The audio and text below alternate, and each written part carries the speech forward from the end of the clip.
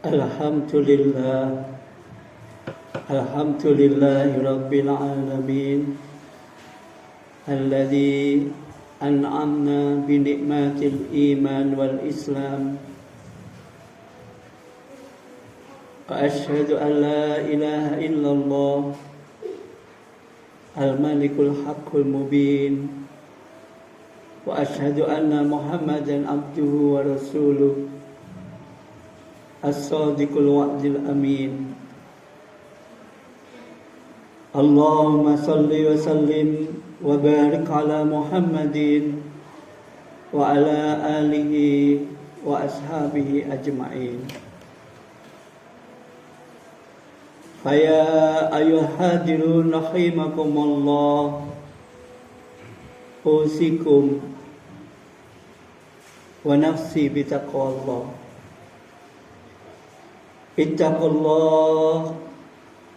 Ittaqullaha haqqa tuqatih wa la tamutunna illa wa antum muslimun.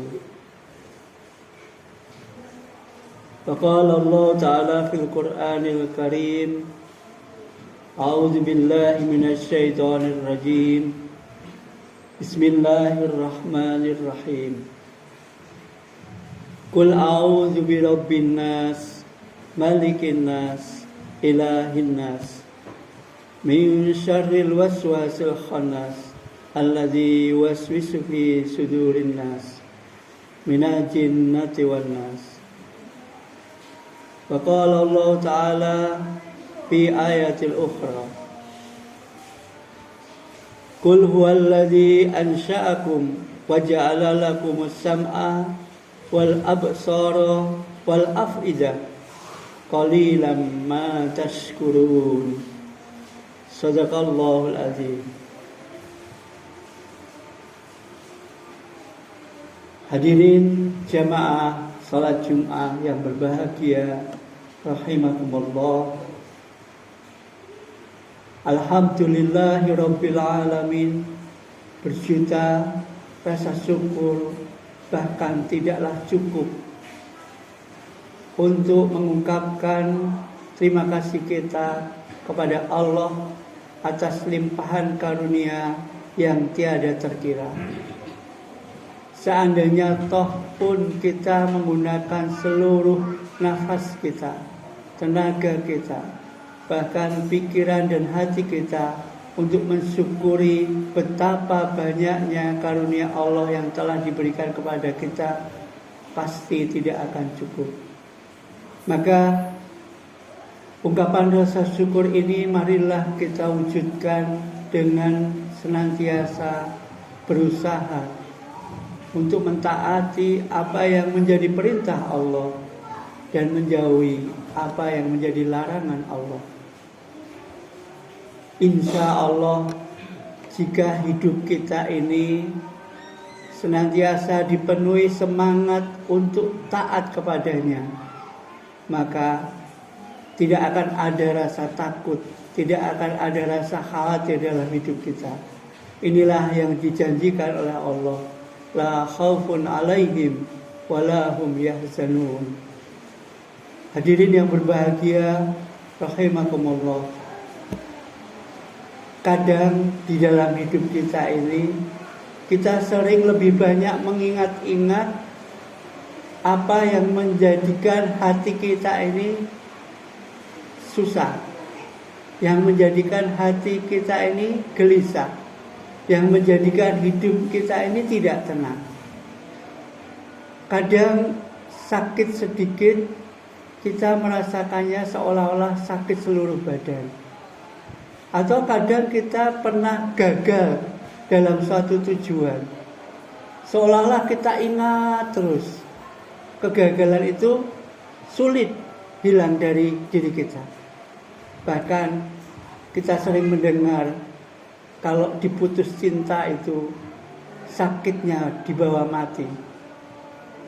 Tetapi kita lupa bahwa sebenarnya apa yang Allah karuniakan kepada kita, dengan Allah ingin mencoba dengan kesabaran kita itu lebih banyak yang karunia diberikan kepada kita.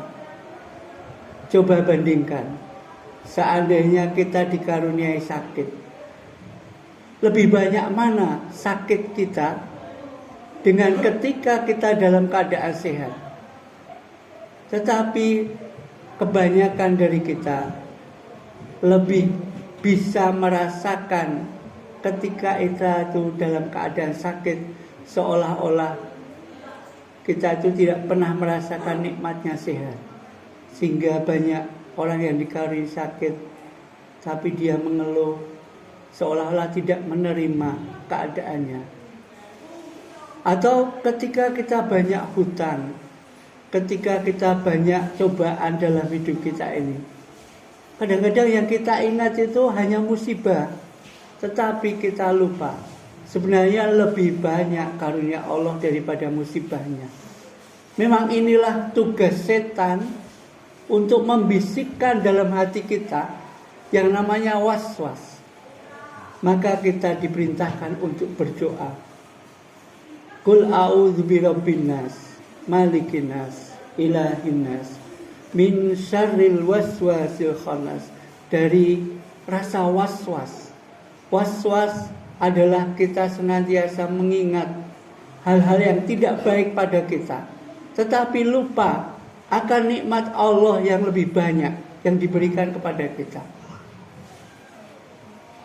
Was-was ada sesuatu yang kita ingat, itu ada sesuatu yang kita merasa berdosa terus, sehingga kadang-kadang kita merasa tidak pantas untuk taat kepada Allah.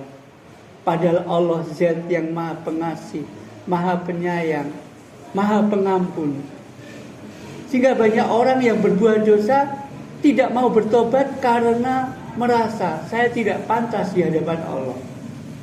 Judul inilah yang namanya was-was. Kita semua ini di hadapan Allah dimuliakan, sangat dimuliakan. Bahkan ketika kita berjalan menuju Allah, kalau kita setapak maka Allah 1000 langkah. Kalau kita sehasta maka Allah 1000 hasta. Jika kita berjalan mendekati Allah, maka Allah berlari menuju kita. Hadirin yang berbahagia, maka marilah kita berusaha dalam hidup ini untuk senantiasa menghilangkan was-was, sehingga tidak ada lagi rasa susah, rasa gelisah, rasa menyesal, rasa tidak pantas. Ini semua karena bisikan setan. Bagi seorang yang beriman, menunjukkan rasa gembira bahwa hidup ini harus gembira, karena kalau kita susah itu menandakan seolah-olah kita tidak terima oleh apa yang ditakdirkan oleh Allah. Imam Ghazali mengatakan bahwa syukur adalah menampakkan kegembiraan, menyembunyikan kesusahan, sebagaimana yang Allah perintahkan dalam surat Ad-Duha ayat yang terakhir. Wa amma bi ni'mati rabbika fahadis. Dan hendaklah kepada nikmat Tuhanmu engkau menyebut-nyebutnya, menampak-nampakkannya. Diartikan oleh Imam Al-Ghazali bahwa hidup kita ini harus bergembira. Karena tugas Rasul itu juga memang hanya untuk menggembirakan kita. Basira wa nazira, memberi kabar gembira dan mengingatkan kita supaya kita tidak lalai. Siapa yang hidupnya tidak bergembira, seolah-olah dia tidak menerima takdir dari Allah. Kadang-kadang kita ini tidak syukur karena kita merasa sesuatu yang disyukuri ini harus hal yang luar biasa, harus hal yang bisa menyenangkan kita, harus hal yang bisa menjadikan diri kita puas, baru kita bersyukur.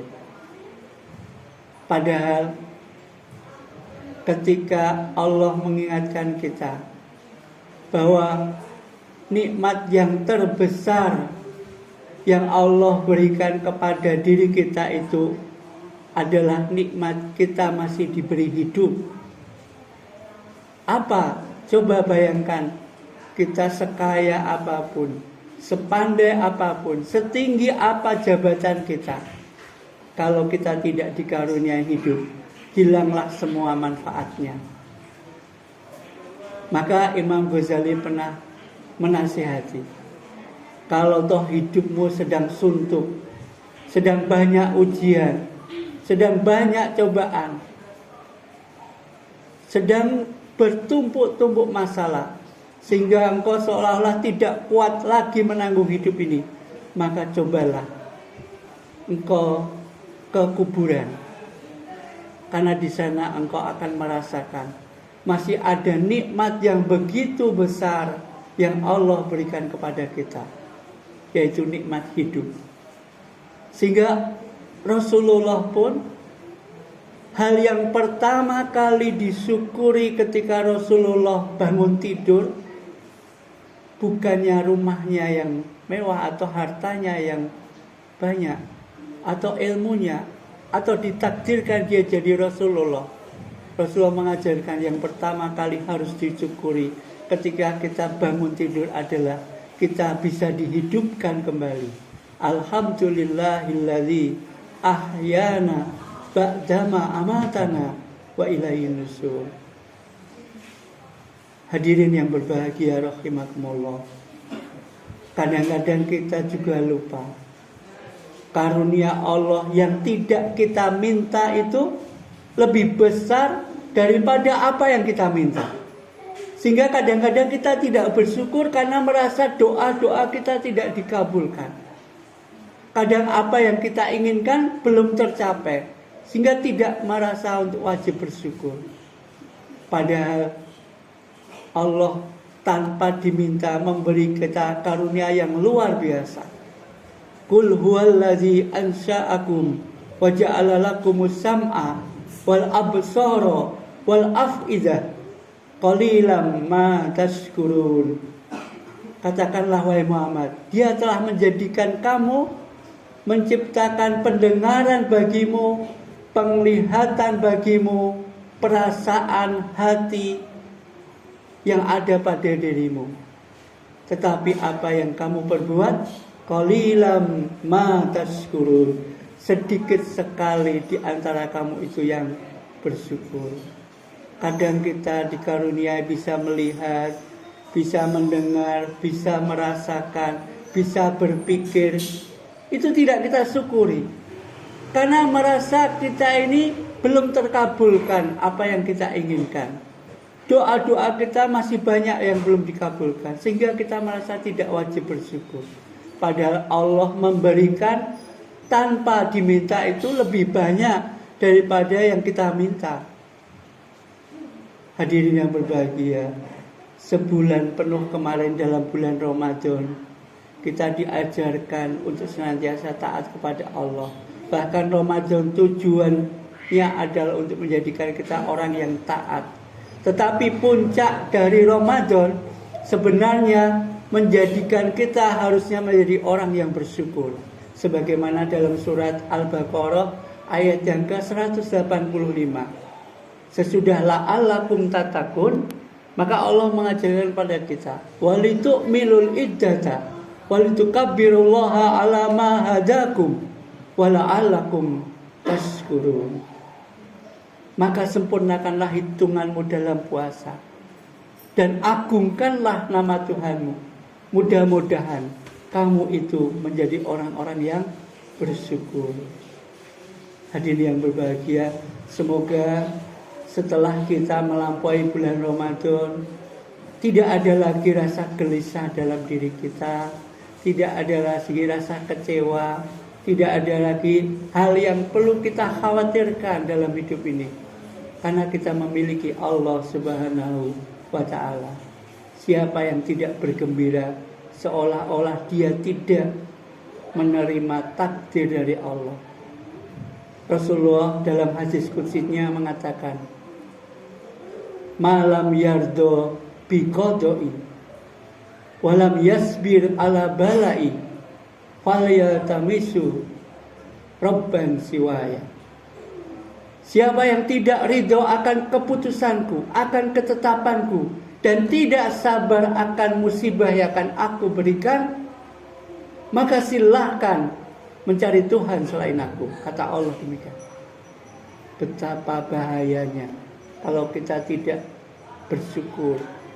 Bersyukur artinya menampakkan kegembiraan, menyembunyikan kesusahan. Bukan berarti kita tidak susah, bukan berarti kita tidak gelisah, tetapi itu semua tidak kita tampakkan. Inilah orang yang bersyukur. Insya Allah semoga kita dikaruniai hati yang senantiasa bersyukur kepada Allah.